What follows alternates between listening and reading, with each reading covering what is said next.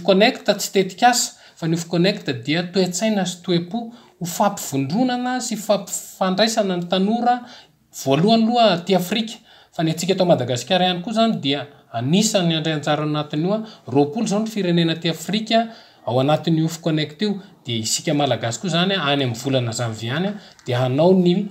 fanokafana sy fampahafantarana ny fomba ofisialy ny connecta eto Madagasikara fanaovana ny cartographie na ny mapinina ho an'ireo izay rehetra miatsehatra momba ny fandraharahana eto Madagasikara na dia adina ataotsika dia fanadihadina mahakasika ireo olona izay miatsehatra amin'ny fandraharahana mety io eo amin'ny manao tohana ara-teknika manome tantsoka sy tohana ara-bola tiana ho fantatra tiany ministère jeunesse ho fantatra no hoe izany ny afaka manampy an'ny tanora raha hiditra amin'ny fandraharahana ny tanora zany hoe anisan'ny zavatra ny toerana adadina zany na hoe orinasa adadina na hoe ny organisme adadina zany dia zay ireo organisme manome an'izay fanampiana afaka manome an'io fanampiana io amin'ny tanora mba handraharaha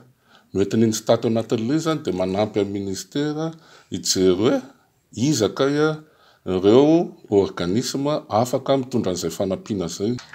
Atao le fanadihadina dia hamantaranao ireto daholo miatsehatra eo amin'ny fandraharahana eto Madagasikara dia rehefa azo zay fanadihadina zay dia ahafahana manao le cartographie dia io cartographie io misy fanangono misy vaovao base de données azo zany eo anatin'io dia io halefa ao anatin'ny tranokala ny ministèren'ny tanora sy fanatanjahantena dia azo jifain'ny tanora rehetra zay mandraharahana mitady vaovao na manango vaovao momba fandraharahana hoe iza no mba afaka atononay raha hanao fandraharahana zay mba afaka manohana anay tanjona aloha tsy mbola amin'izay fa ny hoe manangana cartographie dia manangana base de données momba ny fandraharahana eto Madagasikara toerana roa no anombohana azy amin'ity manomboka ty dia ny eto Analamanga ny faritra Analamanga sy ny faritra Androy fa ny amin'ny faritra Androy any amin'ny janvier any vao manomboka fa ny eto Analamanga zany aloha izao atao manomboka amin'ny herinandro ambony izao ahafahana mamaritra zany no anaovana cartographie sy hamantarana eo ministère tanora sy fanatanjahantena hoe raha misy tanora mitady tohana mahakasika ny ara-bola aiza no banky andefasana azy dia inona daholo no tolotra omen'ireo banky ireo